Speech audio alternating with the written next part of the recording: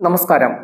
DMK India സഖ്യം വിട്ടതോടെ പാർലമെന്റിൽ ഇനി മുതൽ DMK സ്വീകരിക്കുന്ന നിലപാടുകൾ ശ്രദ്ധേയമാകും.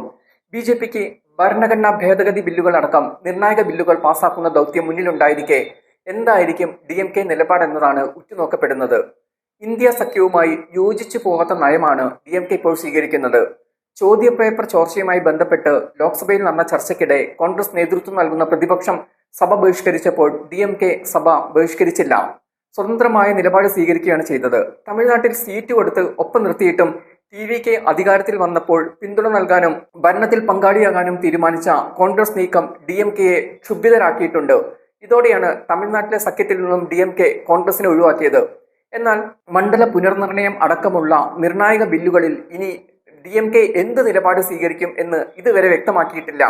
DMK ഇന്ത്യ സഖ്യം വിട്ടതോടെ NDAക്ക് പിന്തുണ നൽകിയേക്കും എന്ന പ്രതീക്ഷ BJPക്കുണ്ട്. എന്നാൽ ഇതുവരെ പാർട്ടി മനസ്സിലിരിപ്പ് വ്യക്തമാക്കിയിട്ടില്ല. ദേശീയ ബഹുമതികളെ അപമാനിക്കുന്നത് തടയുന്നതിനുള്ള ഭേദഗതി ബില്ലിന്മേലുള്ള ചർച്ചയിലും ലോക്സഭയിൽ DMK അംഗങ്ങൾ പങ്കെടുത്തെങ്കിലും NDAയെ പിന്തുണയ്ക്കുന്ന നിലപാട് സ്വീകരിച്ചിട്ടില്ല എന്നതും ശ്രദ്ധേയമാണ്. DMK MPമാരായ A രാജയും കനിമൊഴിയും ബില്ലിനെ ശക്തമായി എതിർക്കുകയും ഇത് ഒരു പ്രത്യേക അജണ്ടയുടെ ഭാഗമാണെന്ന് ആരോപിക്കുകയും ചെയ്തു.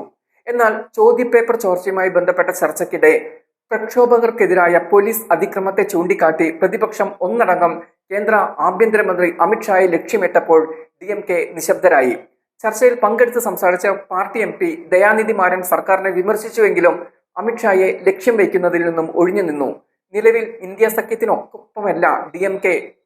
മൺസൂൺ സമ്മേളനത്തിന് മുന്നോടിയായുള്ള കോൺഗ്രസിനൊപ്പമുള്ള ഇരിപ്പിടം മാറ്റാൻ DMK കത്ത് നൽകിയിരുന്നു.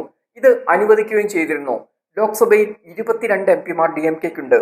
രാജ്യസഭയിൽ 8 MPമാരുണ്ട്. അപ്പോൾ ആകെ 30 MPമാരുണ്ട്. DMK ലോക്സഭയിലെ ഏറ്റവും 4ാമത്തെ പാർട്ടിയുമാണ് ഇപ്പോൾ. BJPയെ സംബന്ധിച്ച് ഒട്ടനവധി ബില്ലുകൾ പാർലമെന്റിൽ പാസ്സാക്കി എടുക്കേണ്ടതുണ്ട്. അതുകൊണ്ട് തന്നെ പാർലമെന്റിൽ DMK നിലപാട് നിർണായകമായിരിക്കും.